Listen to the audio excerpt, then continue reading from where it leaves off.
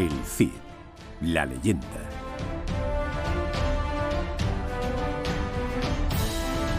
La historia del hombre que se convirtió en mito.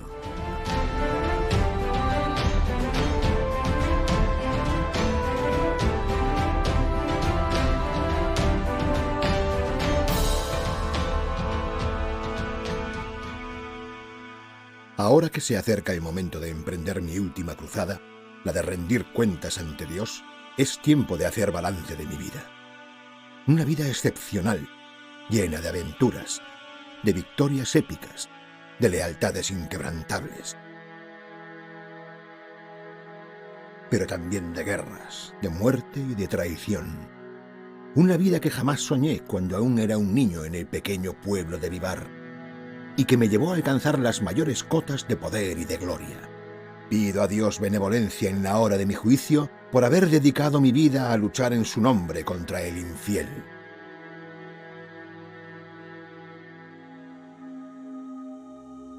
Para hacer un juicio justo de la figura del Cid, de su vida y de los actos que en ella acometió, hemos de remontarnos muchos años en el tiempo, antes de que el propio Cid hubiera nacido.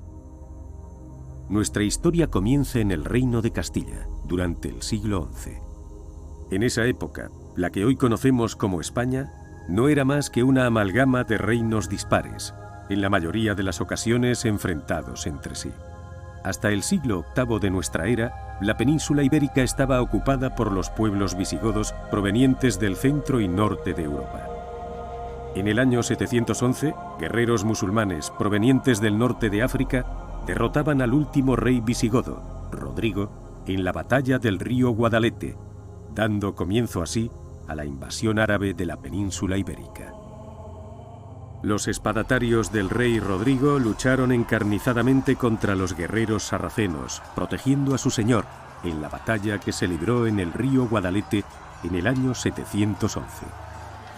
Desde ese momento, y durante los siguientes 8 siglos, los reyes cristianos se afanarían en la difícil tarea de recuperar el territorio perdido ante los musulmanes, en un proceso que pasaría a la historia con el nombre de la Reconquista.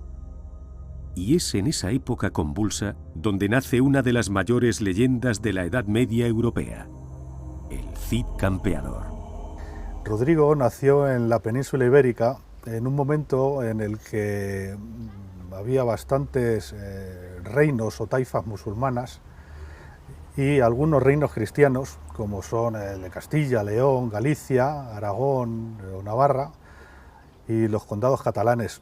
Eran unos momentos complicados, ya que pues había una especie de lucha de poder de todos contra todos. Las taifas moras o musulmanas se habían relajado, ya no eran guerreras, no gastaban demasiado en su defensa o en su ejército y pedían a algunos de los reinos cristianos protección, para la cual pagaban unos impuestos o parias, y esos reinos cristianos les defendían de otras taifas, de otros musulmanes, de otros moros o de otros cristianos.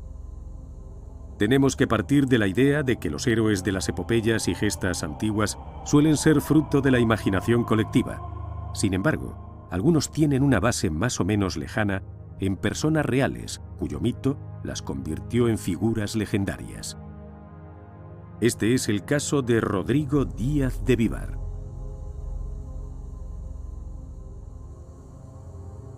Aunque su biografía cruzó durante siglos mística y realidad, hoy podemos asegurar con toda certeza su existencia, ya que los historiadores nos han ido desvelando múltiples datos contrastados de su vida.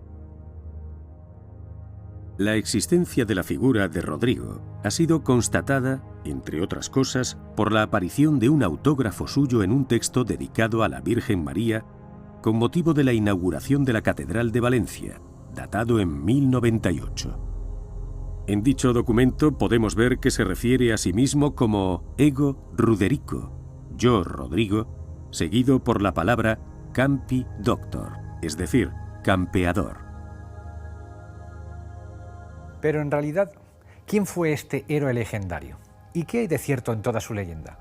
En este documental vamos a centrarnos estrictamente en la figura histórica del llamado Cid Campeador, apelativo que deriva de la palabra árabe Sidi, señor, y campeador, del latín campi doctor, o lo que es lo mismo, experto o vencedor en el campo de batalla, lo que nos da una muestra más de su carácter.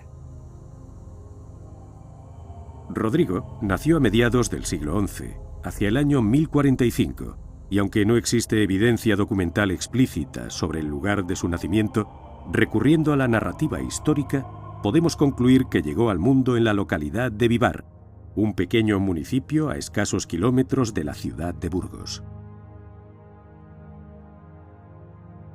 Era hijo de Diego Laínez, del que se creía que era descendiente de uno de los jueces de Castilla, y de una mujer, de la que aunque se desconoce su nombre, sí se sabe que pertenecía al aristocrático linaje de los Álvarez. Siendo Rodrigo aún muy joven, entraría en la corte del rey Fernando I, señor de los reinos de Castilla, León y Galicia. Una vez en la corte real, pasaría a formar parte, en calidad de paje, del séquito del infante Sancho, que más tarde se convertiría en el rey Sancho II. Rodrigo trabaría una gran y profunda amistad con el que sería futuro rey de Castilla. Allí sería instruido en sus primeras letras de la mano de eruditos religiosos. De hecho, hoy está documentado que sabía leer y escribir, algo poco común en la época. También sería entrenado en el uso de las armas y formado en las técnicas de combate que debía manejar un guerrero de la época.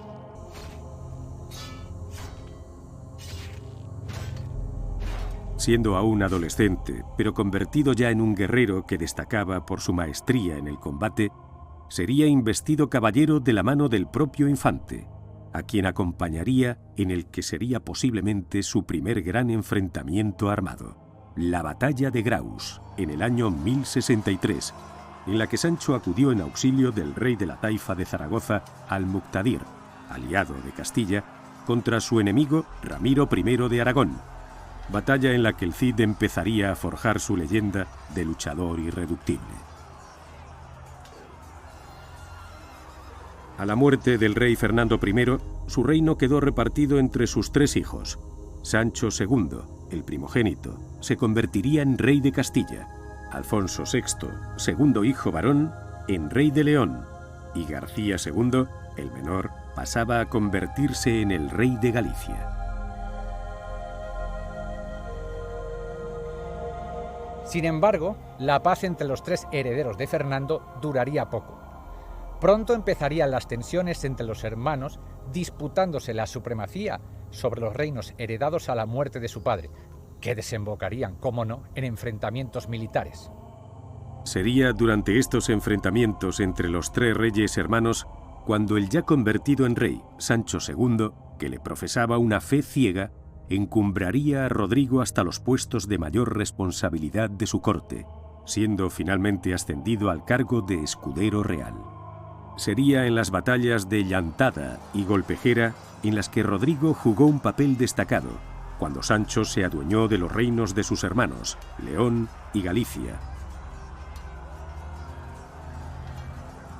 Sería además en estas campañas militares en las que Rodrigo Díaz se ganaría el sobrenombre de campeador, es decir, guerrero en batallas a campo abierto. Tras la victoria sobre su hermano Alfonso, que huiría exiliado a Toledo, Sancho había conseguido finalmente reunificar de nuevo bajo una única corona los reinos de su padre. Pero la paz real no iba a durar mucho, ya que a finales del año 1072, su propia hermana, la infanta doña Urraca, al frente de un grupo de nobles leoneses descontentos con el reinado de Sancho, se alzarían contra él en la ciudad de Zamora.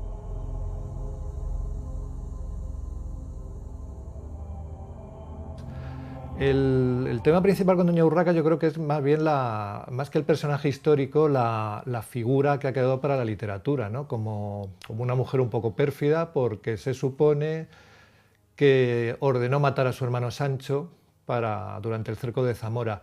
Un hecho que en realidad no tiene demasiada base histórica, o por lo menos no la tiene muy clara.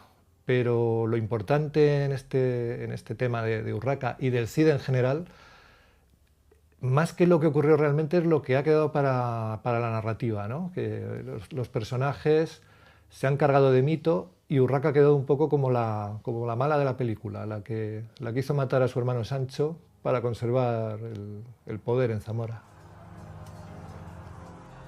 Don Sancho acudiría a sofocar la rebelión sitiando la ciudad con su ejército y con la ayuda de las tropas del propio Rodrigo, siempre leal a su señor. El sitio de Zamora costaría la vida al propio rey Sancho, que fue abatido por el caballero zamorano Bellido Dolfos.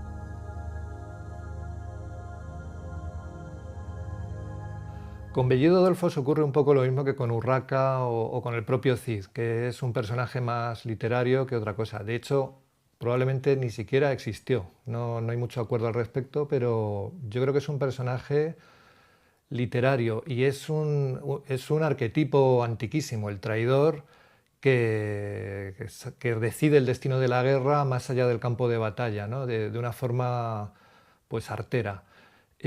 Pero yo estoy con los que piensan que Bellido Dolfos es una invención, es un mito para engordar aún más toda esta trama histórica de la época del Cid. Este episodio militar es uno de los más recreados en cantares de gesta, crónicas y romances populares, por lo que es difícil aún hoy separar la información histórica de la legendaria.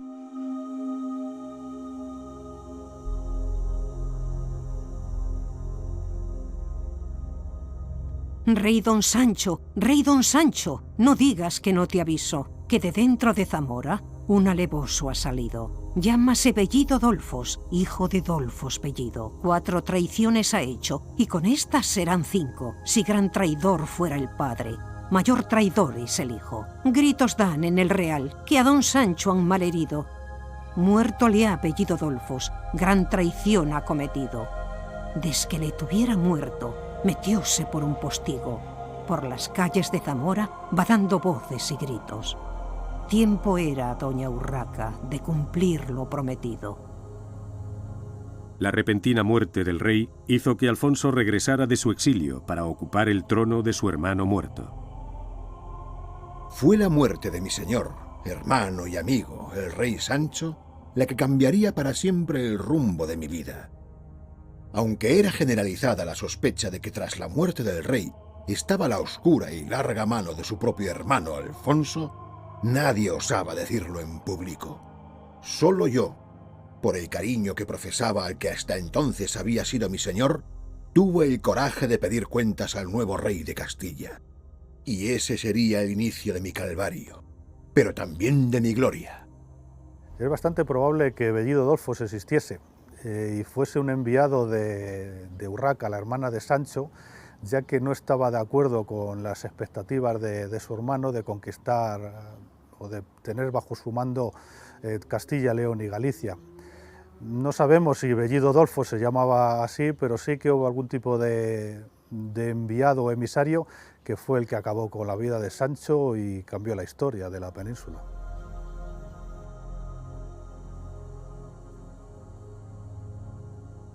Pese a que la tradición nos habla de las malas relaciones entre Rodrigo y el nuevo rey, Alfonso VI, como se nos narra en el famoso episodio conocido como La Jura de Santa Gadea, por el que Rodrigo obligó al nuevo rey a jurar públicamente que no tuvo participación alguna en la muerte de su hermano. El hecho de obligar a jurar a un monarca podía ser interpretado como una humillación, una ofensa, pero en realidad este suceso nunca ocurrió, y es en realidad un mito creado en el siglo XIII para ensalzar la figura del Cid y su preeminencia sobre todo un rey.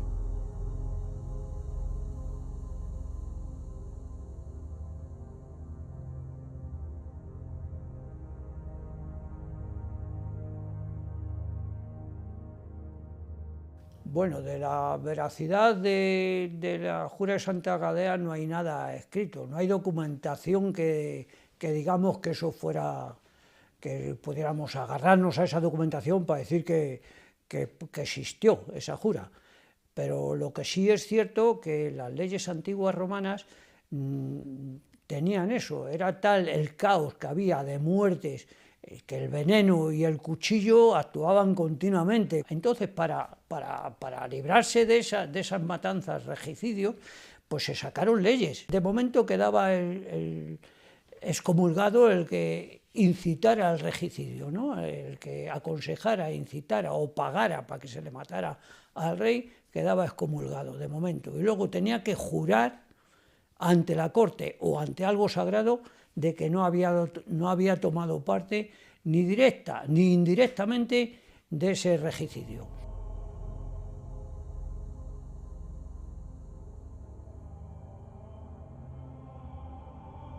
Bueno, pues así las cosas, claro, ¿quién va a hacer jurar a un rey? Pues también había que arriesgarse, aunque era normal hacerle jurar cuando había una muerte violenta en un rey, había que hacerle jurar al que iba a ocupar el trono. En este caso era Alfonso VI, y en este caso el que había muerto era Sancho de Castilla, y los castellanos fueron allí a tomarle jura, como era costumbre. El rey Alfonso no se tenía que enfadar ni cabrear, porque era costumbre hacerle jurar en aquellos tiempos a los reyes si habían tenido parte en la muerte. Claro, había que echarse para adelante y tal, o el más noble de los castellanos, o el más cualificado, tenía que hacerle jurar entre todos los castellanos al rey. ¿Quién era en aquella época? Pues era Rodrigo Díaz, puesto que era almijier o alférez de Sancho. Ya rey, Alfonso contó activamente con los servicios de Rodrigo. Le procuró además matrimonio con su propia sobrina, la dama de su corte, doña Jimena Díaz, con la que Rodrigo tendría 3 hijos.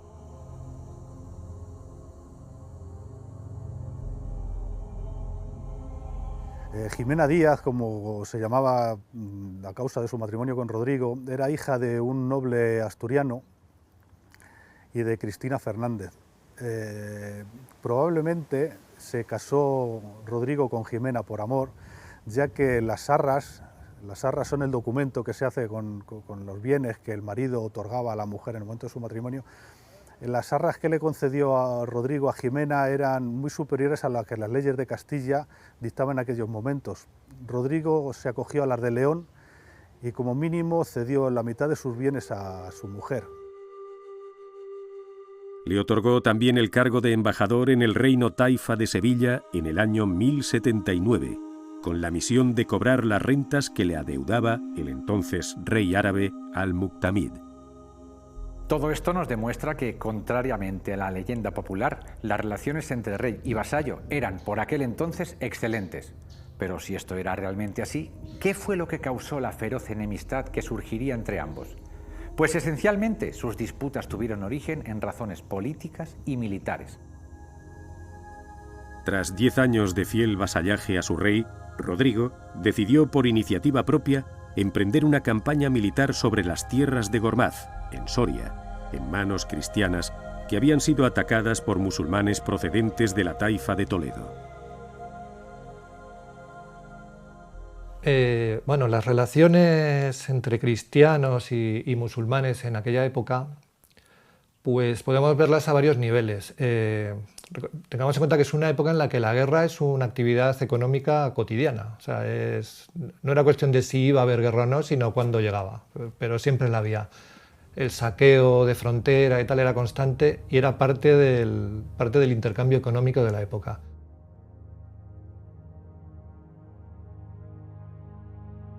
Yo creo que en el territorio cristiano sí se exacerbó más la diferencia e incluso la violencia ya por una cuestión política, porque en el momento en que el Islam español empezó a retroceder, los reinos cristianos necesitaban hacer mucho uso de la propaganda.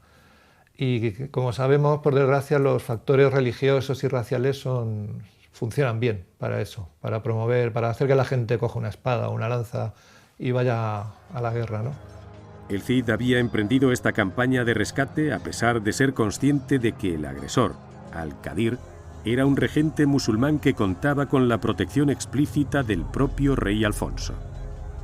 Las huestes del caballero castellano penetraron en los territorios toledanos de Al-Qadir entregándose a una campaña brutal de saqueo de campos de cultivo y poblaciones de esta taifa. Alfonso VI, muy contrariado con la actuación de Rodrigo, pues los actos de su vasallo ponían en riesgo sus negociaciones con su aliado, el príncipe toledano, decidió condenarle al destierro, acusándole de deslealtad.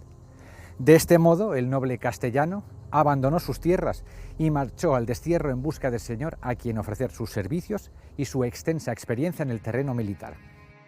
Acompañado de sus hombres, el campeador abandonó Burgos por la puerta del Arco de Santa María.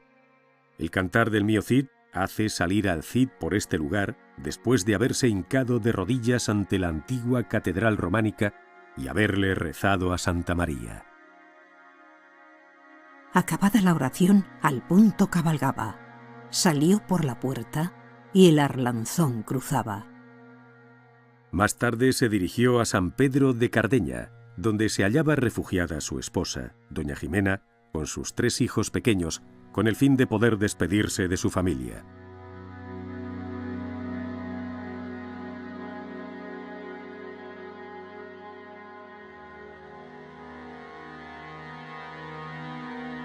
El ciego sol se estrella en las duras aristas de las armas.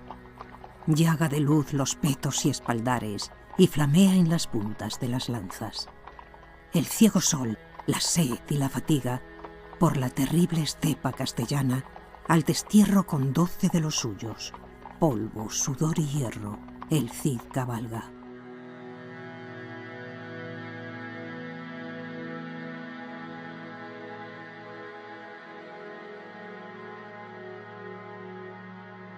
Durante los primeros meses de su destierro, el Cid atravesaría las tierras de Castilla, haciendo alto en alguna de las plazas fortificadas más importantes de la época, como Peñaranda de Duero, frontera con las tierras musulmanas.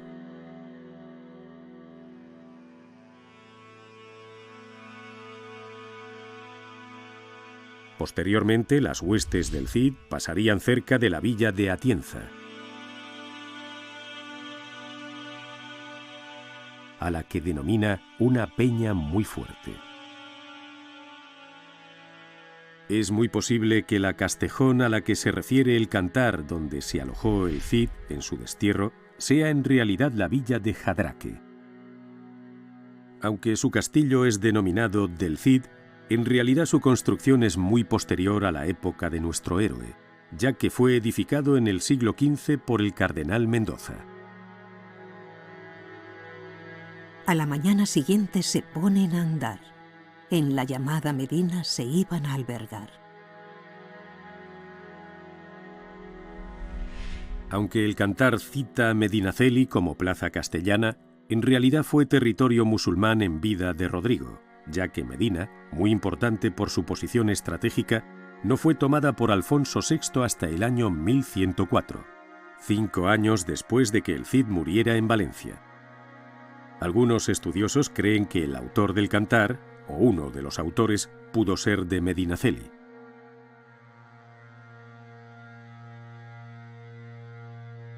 Posteriormente emprendería camino a Barcelona, donde ofrecería sus servicios al conde Berenguer Ramón II, al que la historia conocería como el fratricida, por haber asesinado a su hermano Ramón.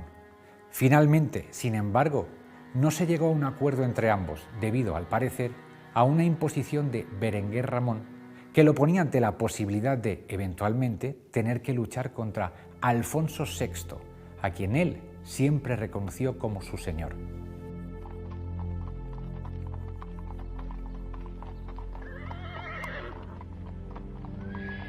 Allá va el Cid con toda su mesnada, tenía que salir con criados, guerreros, amigos, criados, no criados de fregar y de barrer, no, criados por él. De ahí degenera la palabra de hoy en día de criado, porque está el criado en tu casa.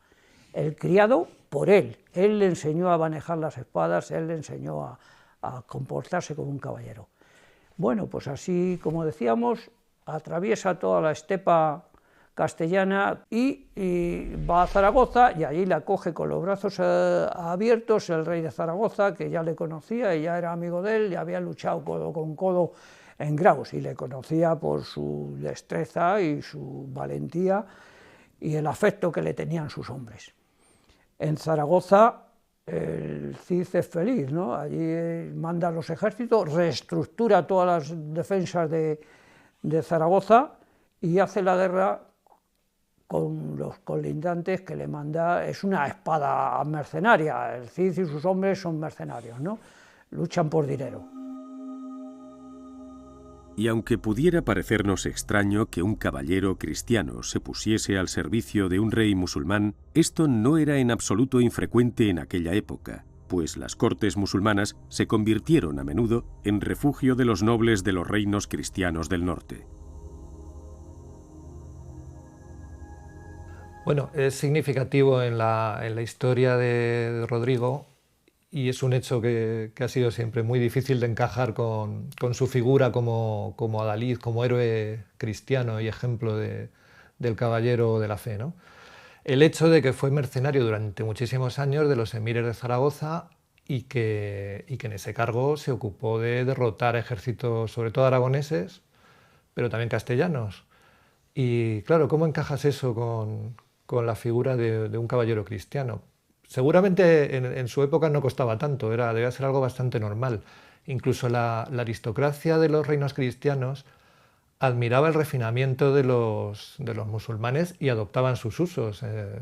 Y el mejor ejemplo quizá lo tenemos en la abundancia del arte mudéjar, que además es el único estilo artístico genuinamente español, que es el reflejo de que, vale, sí, estamos derrotando a los musulmanes, pero nos gusta lo suyo, es como que es más bonito que lo nuestro. El Cid probablemente mientras estaba en Zaragoza vestiría a la usanza musulmana y quizá probablemente aprendió a hablar árabe, eso no lo sé, pero es plausible, estuvo ahí un montón de años, ¿por qué no? Y probablemente sin abandonar la fe cristiana sentía cierto respeto, cierta admiración por lo que veía en Zaragoza. Me imagino, comparado una ciudad como Zaragoza, comparada con lo que habría visto él en Castilla, pues claro, debía parecer muy, muy llamativo. Rodrigo fue un caballero fiel a los emires de Zaragoza mientras le pagaron. Al fin de cuentas era un mercenario y no tuvo mayores problemas en ese sentido. Entre los años 1081 y 1087, Rodrigo Díaz de Vivar combatiría bajo bandera musulmana en múltiples campañas militares, como las emprendidas contra el rey de las taifas de Lérida, Tortosa y Denia, contra Sancho Ramírez de Aragón o contra el propio conde Berenguer Ramón II de Barcelona.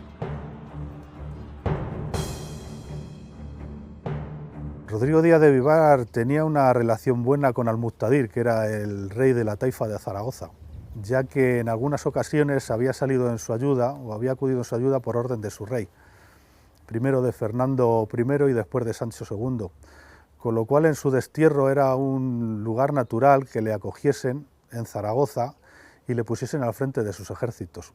Posteriormente a la muerte de Al-Mustadir, sus hijos heredaron el reino y el padre Al-Mustadir lo dividió en dos. A uno le cedió Zaragoza y a otro le cedió Lérida. Rodrigo se quedó en Zaragoza y se vio obligado a luchar con el hermano de Al-Mustadir, y las relaciones pues eran buenas, era su general y permaneció en Zaragoza hasta que el rey Alfonso VI decidió que quería retomar otra vez las parias que habían dejado de pagar los zaragozanos debido a que se sentían protegidos con la presencia de Cid Campeador. A todos estos enemigos, Rodrigo, convertido ya en un gran estratega y militar, los derrota sin paliativos y en algunos casos incluso de forma humillante. Es muy probable que tras estas exitosas campañas, Rodrigo recibiera el apelativo popular de Cid o Sidi en árabe. Aún durante mi destierro, yo seguía rindiendo vasallaje a mi rey Alfonso. Como prueba de ello, diré que de cada una de mis conquistas enviaba tributo a Castilla. En cierta ocasión, recuerdo haber enviado a mi buen Álvar Fáñez con 100 de los más hermosos caballos aprehendidos, con sus hermosas sillas, sus frenos y con las espadas colgando de sus arneses. Ahora, con el buen juicio que me da el paso del tiempo, me pregunto si todo aquello no lo hacía buscando el perdón real que me permitiera volver a Castilla para poder reunirme con Jimena y mis hijas. A la muerte del rey de Zaragoza, en 1085, le sucedería su hijo Al-Mustaín, a cuyo servicio siguió el campeador, pero por poco tiempo. En 1086, su antiguo señor, Alfonso VI, que había conquistado Toledo el año anterior, puso sitio a Zaragoza con la firme decisión de tomarla. Sin embargo, el 30 de julio de ese año, el emperador de Marruecos desembarcó con sus tropas, los almorávides, dispuesto a ayudar a los reyes andalusíes frente a los avances cristianos. Los almorávides a veces se les confunde con una dinastía, pero no es exactamente eso. Era más bien una secta de monjes guerreros de origen norteafricano que, bueno, como tantas otras, quiso recuperar la pureza del Islam y formar un gran imperio, y lo consiguió. Hizo un imperio bastante notable en toda la zona de lo que hoy es Marruecos, Argelia, hasta Mauritania incluso. Y bueno, pues lo que tienen los imperios es que buscan la expansión, y vinieron a España, a la península ibérica, mejor dicho, no tanto a ayudar a los reinos andalusíes como a asimilarlos y, a ser posible, también a conquistar territorio de los reinos cristianos.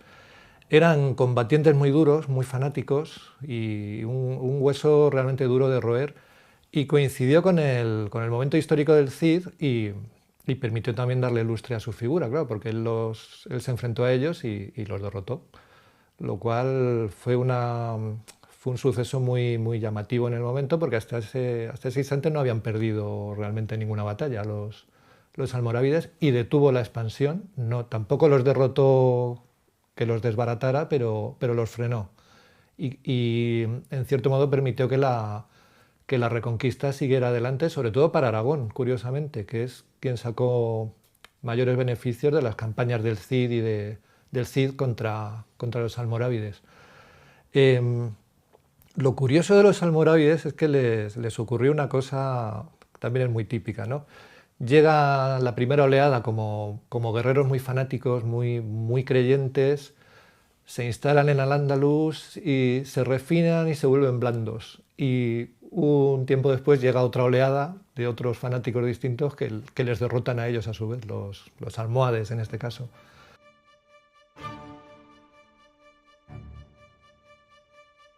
Ante la llegada de estas tropas provenientes de África, el rey de Castilla tuvo que levantar el cerco y dirigirse hacia Toledo para preparar la contraofensiva. Sin embargo, esta batalla se saldaría el 23 de octubre con una gran derrota castellana conocida como la de Sagrada. Apremiado por esta derrota, Alfonso VI pediría auxilio a sus aliados para hacer frente a la creciente amenaza almorávide. Y es entonces cuando, al parecer, se produce la reconciliación entre el rey cristiano y el Cid. Alfonso VI pudo haber perdonado a Rodrigo por un motivo estrictamente pragmático: la necesidad que tenía de reunir a caballeros y caudillos de gran valor militar, como lo era sin duda Rodrigo, con los que enfrentarse al nuevo poder que llegaba del norte de África.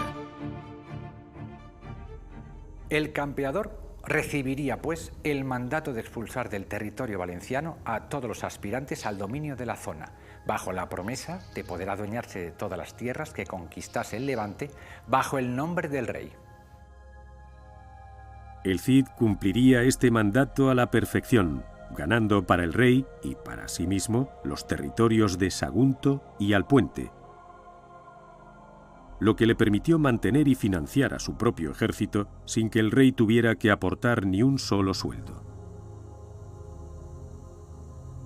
La restablecida buena relación entre el rey y el Cid, cimentada sobre los éxitos militares del segundo, pronto se truncaría nuevamente.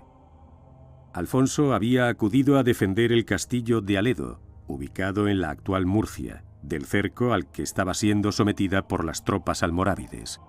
Para ello, ordenó a Rodrigo que se reuniese con él, pero este, probablemente crecido por incipiente poder, avanzó solo, sin esperar a reunirse con el rey. A día de hoy todavía no sabemos muy bien si este hecho fue fruto de una mala coordinación entre los dos ejércitos o en realidad fue una desobediencia intencionada y explícita del caballero, cuyos planes estaban cada vez más alejados de los de su rey. Ante esa afrenta directa, Alfonso decidió castigar a su vasallo, pero esta vez no solo con el destierro, sino también con la expropiación de todos sus bienes, algo que solo se hacía en casos de extrema traición. A partir de ese momento, el Cid pasaría pues a ser a todos los efectos un caudillo independiente, sin vasallaje ni rey a quien rendir cuentas, dueño y señor de su destino y el de sus ejércitos.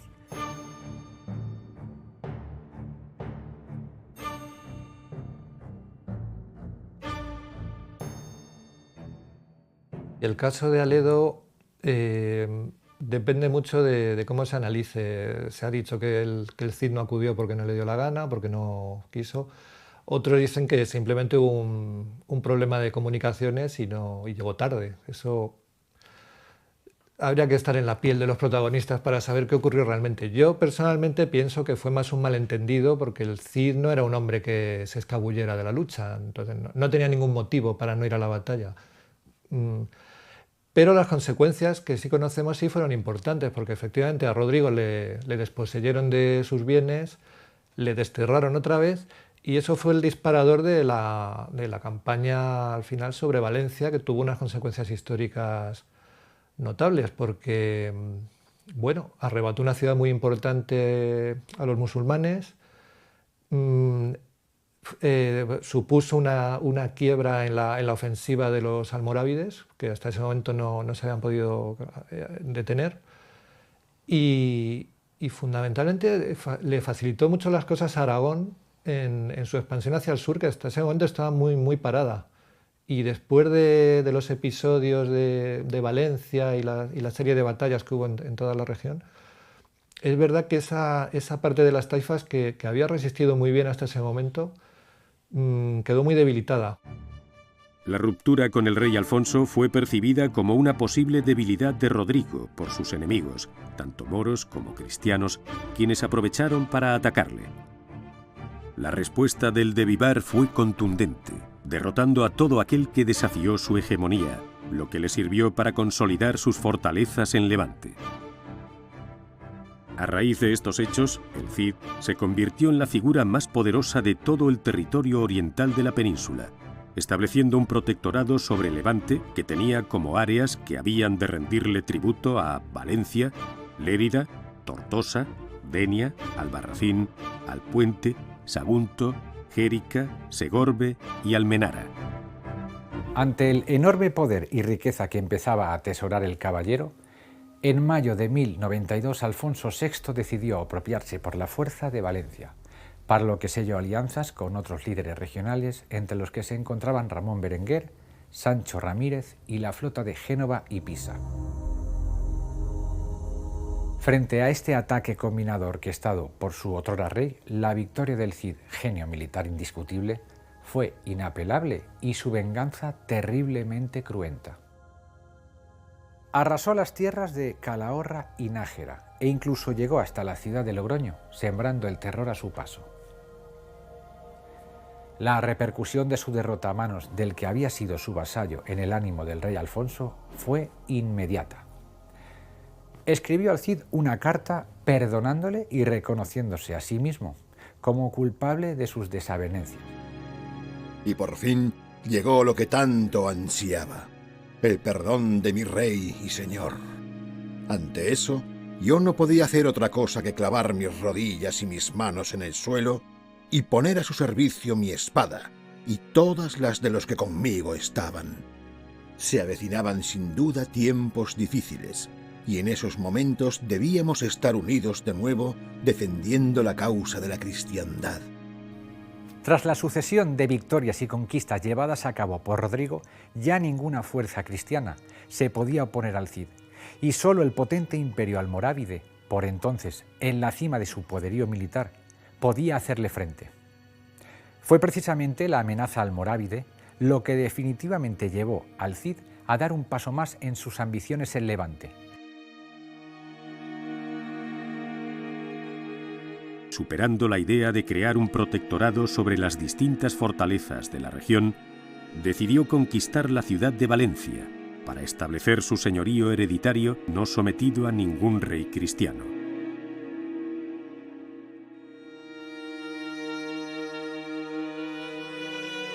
Tras hacerse con Valencia sin necesidad de emprender combate, el Cid fue tomando plazas por todo el Levante, imponiendo el cobro de grandes cantidades de dinero en concepto de tributos. Para hacernos una idea del capital que fue recaudando Rodrigo, diremos, por ejemplo, que recibió 50.000 dinares por Denia, Tortosa y Lérida, por Alpuente 10.000 y, el más importante, 52.000 dinares por Valencia. Gracias a todas estas conquistas, el Cid controlaba prácticamente todas las tierras de Levante. Era tal la fama del Cid y de sus mesnadas, las más numerosas y valientes de toda la península, que a ellas se les sumaban hombres procedentes de remotas partes de Europa y África. En el otoño del año 1092 se produce una sublevación en Valencia, encabezada por el cadí Ben Jafá, quien por las armas depone al visir nombrado por el propio Cid. Al conocer la noticia, el campeador, encolerizado, regresó de inmediato a Valencia y puso cerco a la ciudad. Los rebeldes sitiados solicitaron refuerzos a los almorávides, quienes enviaron un ejército en su ayuda. Sin embargo, a 20 kilómetros de Valencia, este ejército, viendo la situación de clara inferioridad, decidió retirarse dejando a la ciudad sola a su suerte. Tras esta huida, ya no recibirían los árabes valencianos auxilio externo alguno, por lo que la ciudad empezó a sufrir las consecuencias del desabastecimiento producto del sitio al que estaban siendo sometidos. Finalmente, Valencia capitularía ante Rodrigo el 15 de junio de 1094. Desde entonces, el caudillo castellano adoptaría el título de Príncipe Rodrigo el Campeador. En represalia por la sublevación, Ben Jafá fue quemado vivo por el Cid, que se vengaba así de que asesinara a su protegido, aplicando el rito derivado de una antigua costumbre islámica. Tras la toma de Valencia, volví a enviar a mi más fiel emisario, Álvar Fáñez, a Castilla, llevando con él una quinta parte del cuantioso botín que encontramos a nuestra llegada a la ciudad.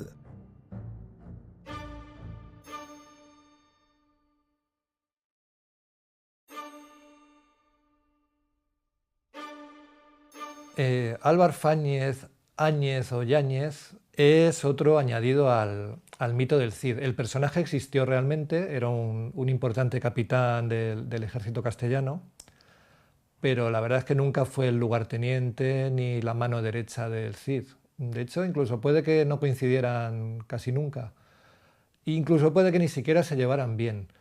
Pero el poeta que compuso el cantar, por algún motivo, los quiso poner a los dos grandes capitanes de la época, los quiso poner juntos y subordinó a Minaya al Cid. Pero eso fue una ocurrencia del poeta, porque realmente Álvar Fáñez hizo su vida, hizo sus guerras y sus campañas, él sí por Castilla, y realmente su relación con el Cid fue, si la hubo, fue muy puntual y muy ocasional. Pero a pesar de haber sofocado inicialmente la revuelta en el Levante, la presión almorávide no cesaba. Solo unos meses más tarde, a mediados de septiembre, un nuevo ejército al mando de Abu Abdalá, sobrino del emperador Yusuf, llegaría hasta Quart de Poblet, a 5 kilómetros de la capital levantina, y la sometió a asedio. Pero nuevamente fueron derrotados por el Cid en una cruenta batalla campal.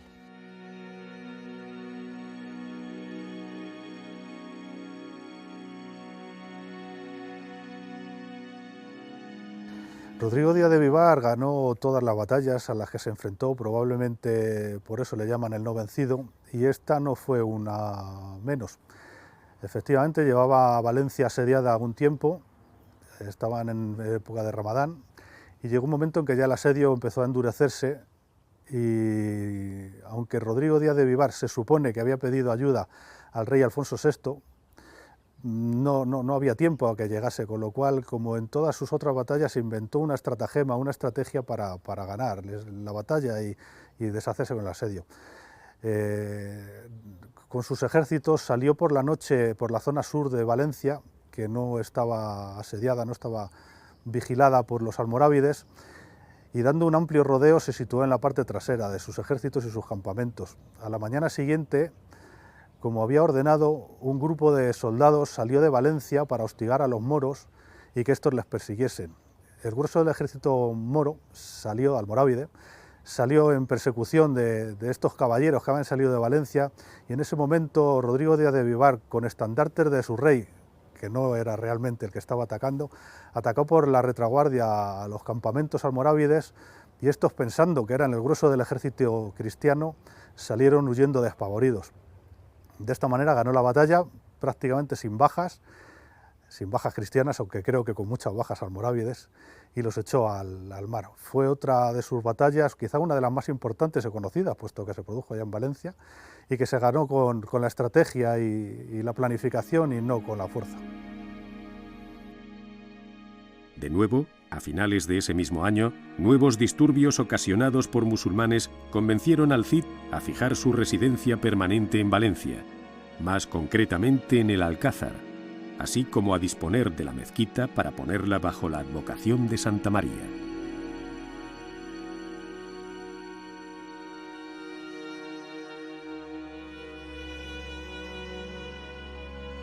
A principios de 1097 se produciría la última expedición almorávide en vida de Rodrigo, comandada por Muhammad ben Tashufin. Esta nueva incursión desembocó en la batalla de Bairén, de la que una vez más saldría victorioso el caudillo castellano, esta vez con ayuda de las huestes aragonesas del rey Pedro I, con el que Rodrigo había firmado alianza en 1094. Esta victoria le permitió proseguir con sus conquistas por todo el levante de la península. Así, a finales de 1097, el campeador ganó la plaza de Almenara y en junio de 1098 logró ocupar la poderosa plaza de Sagunto, que reforzaba notablemente su dominio en aquellas tierras.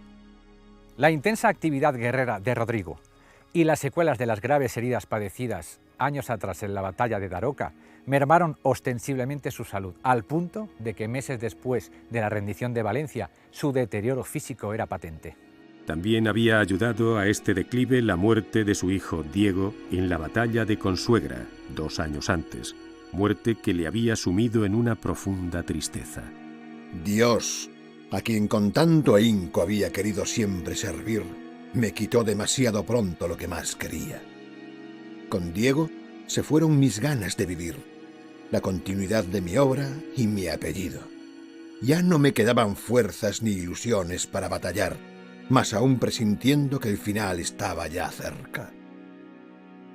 Efectivamente, fue una paradoja, ¿no? Porque el Cid, invicto en 1000 batallas y con heridas, eso sí, pero no muy graves, y el hijo, la primera vez que va a combatir, la primera batalla, muere. Muere, pues, además, defendiendo al rey Alfonso VI con sus espadatarios. Alfonso VI logra salvar la vida con un espadazo en el muslo cosido a la silla de su caballo, o sea que también se llevó lo suyo. Pero perdieron la batalla, ¿no?, contra los almorávides. Para el Cid supuso un golpe muy duro, porque era sus esperanzas. En aquella época, tener un hijo era tu continuidad, que tu apellido sobreviviera a los atabares de la historia y la casa que fuera esa, la tuya, la de Díaz. Entonces, para él fue un golpe muy duro. Eso, unido a un montón de heridas que tenía y que pues sufrió un declive muy profundo, incluso físicamente, mentalmente y físicamente. Pero en contraste con todos los héroes de todas las poesías y de todas las cantares y de todas las trovas que había en la época en toda Europa, él muere en la cama, tranquilamente, en todas las trovas y ensalzando a los héroes, los ponen que han luchado con 300 enemigos él solo y ha muerto combatiendo. El Cid no, muere tranquilo, relajado, alrededor de los suyos. La de Sagunto sería su última conquista. Apenas un año después, hacia mayo de 1099, el Cid moría de muerte natural en Valencia cuando contaba con 55 años de edad, algo normal en una época en la que la esperanza de vida eran 50 años. Su esposa, Jimena, se convertía así en señora de Valencia. Durante unos años, la viuda de Rodrigo consiguió defender la ciudad de los musulmanes, gracias a la ayuda de su yerno Ramón Berenguer III. Pero en mayo de 1102, ante la imposibilidad de defender por más tiempo el Principado, la familia y la corte del Cid, abandonaron Valencia con la ayuda del rey Alfonso VI, no sin antes aplicar la táctica de tierra quemada, desvalijando e incendiando la ciudad antes de partir. Valencia fue conquistada al día siguiente de su salida por los almorávides y permaneció en manos musulmanas hasta el año 1238, cuando sería definitivamente reconquistada por el rey Jaime I. En cuanto al cuerpo de Rodrigo, doña Jimena lo llevó consigo tras el desalojo e incendio cristiano de la capital levantina y lo enterró en el monasterio de San Pedro de Cardeña, en Burgos.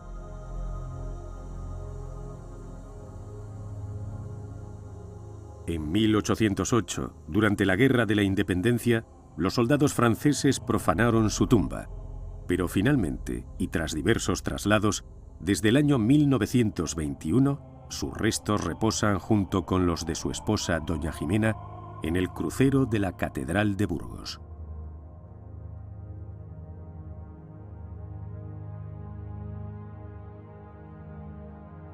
Llegaba así al fin de mis aventuras, las de un simple guerrero que de infanzón pasó a ser alférez, de alférez a señor y de señor a leyenda, y que puede decir, lleno de orgullo, que a pesar de no nacer de sangre azul, sus nietos llegarían a ser reyes.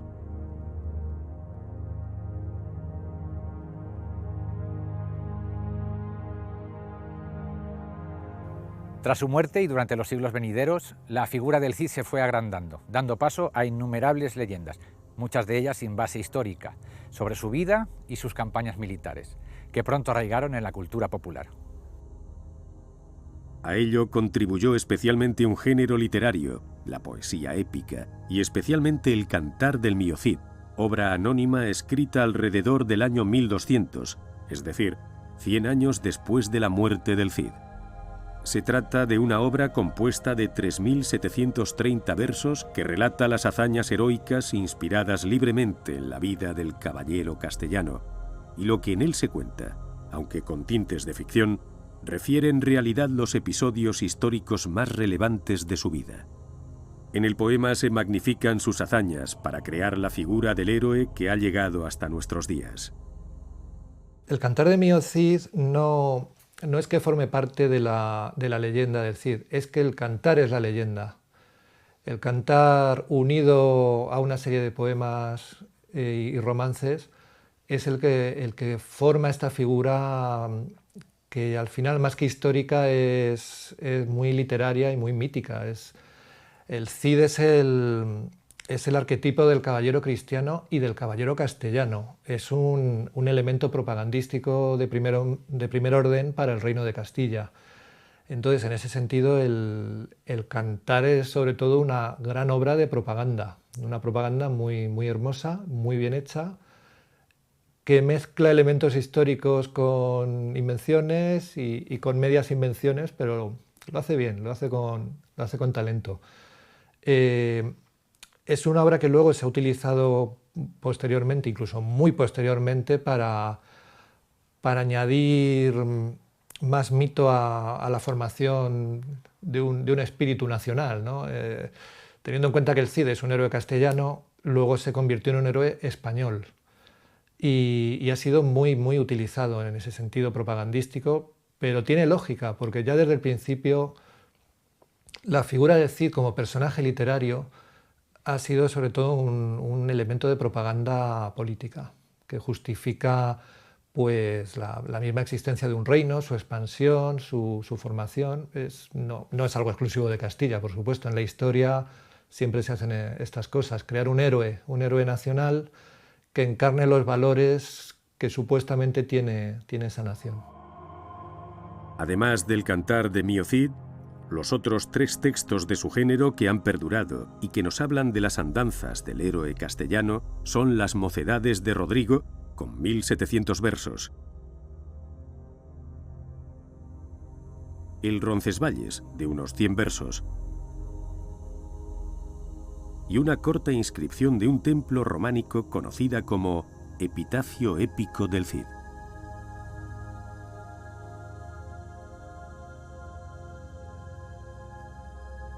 El Cid se erigió, pues, más como personaje literario que real, modelo del perfecto caballero con el que arengar a los cristianos para conquistar territorios a los reinos musulmanes.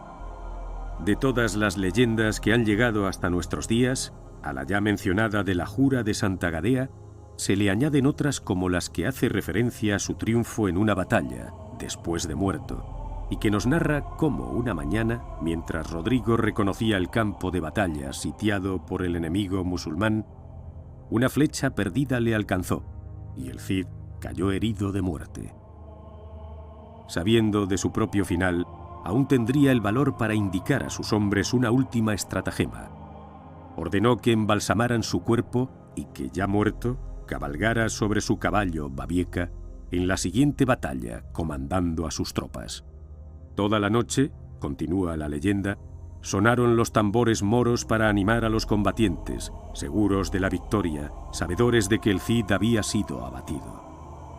Al amanecer, se abrieron las puertas de Valencia y por ellas salieron a galope todos los caballeros cristianos que había en la ciudad, con el Cid a la cabeza. Sus hombres le habían vestido, ceñido sus armas y montado sobre su caballo. Las tropas árabes quedaron sorprendidas viendo al Cid montando en Babieca cabalgando hacia la batalla, cuando le creían muerto.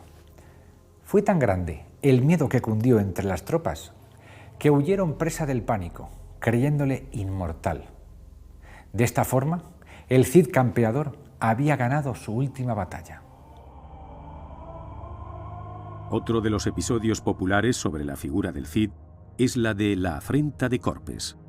En él se narra cómo los infantes de Carrión, nobles de origen castellano, pidieron al Cid la mano de sus hijas. Este, satisfecho por la alianza política que esto suponía, aceptó de buen grado. Sin embargo, al llegar a Valencia, los infantes dieron muestras de cobardía al no querer enfrentarse a los musulmanes que sitiaban la ciudad.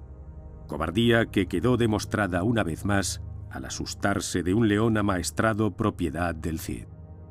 Este, prosigue la leyenda, lo cogería del cuello y lo llevaría hasta su jaula, entre las risas de sus tropas y la vergüenza de los infantes. Estos, humillados, pidieron trasladar con ellos a las hijas del Cid a Castilla para desposarse allí con ellas, pero siempre, según la leyenda, lo que en realidad pretendían los de Carrión era vengarse del Cid por estas afrentas públicas. En un robledal llamado de Corpes, azotarían a las jóvenes y las abandonarían allí a su suerte atadas a un árbol. Quiso la fortuna que fueran socorridas por un caballero del séquito de los infantes, primo del Cid. Rodrigo, al enterarse de la afrenta, retó a duelo a los infantes, venciéndoles y restituyendo su honor mancillado. Finalmente, las hijas de Rodrigo, cuyos nombres eran María y Cristina, se desposarían con los infantes de Navarra y Aragón, dato este corroborado por la historia. Pienso que la realidad es que sus hijas se casó, una con el conde de Barcelona, Ramón Berenguer III, y la otra con Ramiro de Navarra, o sea que me parece que lo de los condes de Carrión es un mito. La leyenda acompañaría al Cid e incluso a sus objetos personales, sus armas o sus animales. Tal es el caso de los nombres de sus espadas, Tizona y Colada, o el de su caballo, Babieca.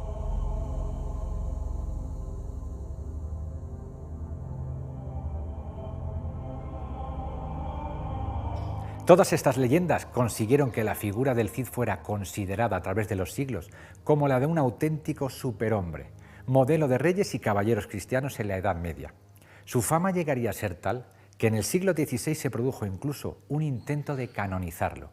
Los reyes católicos, Felipe II e incluso el franquismo, no dudaron en utilizar la figura del Cid como modelo transmisor de valores patrios y católicos.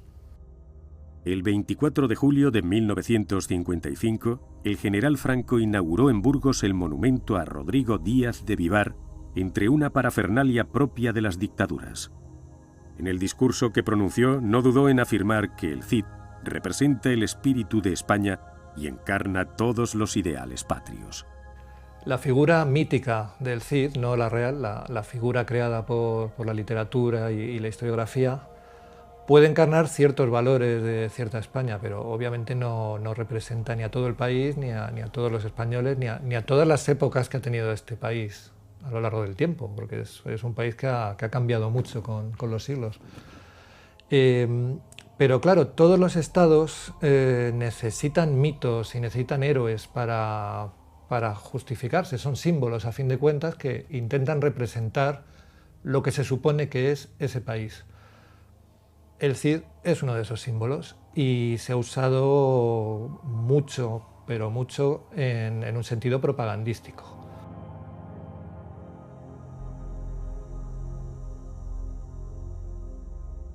Lo que podemos decir es que en parte es personaje real, en parte es personaje literario, y eso ya no tiene arreglo, es así, es su figura, fuera él como fuera, la persona de Rodrigo Díaz de Vivar, ya está totalmente impregnado del mito literario e histórico, y tampoco pasa nada porque sea así.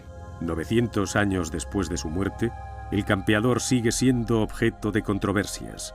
A veces es presentado como un mercenario ávido de riquezas y de gloria que aplicó con extraordinaria dureza la guerra y la venganza. Otras, como un caballero leal y honorable, fiel a su rey, a su reino y a sus ideales. En cualquier caso, el Cid continúa enclavado en el imaginario popular, sin que seamos capaces de saber cuánto de realidad y cuánto de ficción hubo en la vida de Rodrigo Díaz de Vivar. Y quizás deba seguir siendo así para siempre.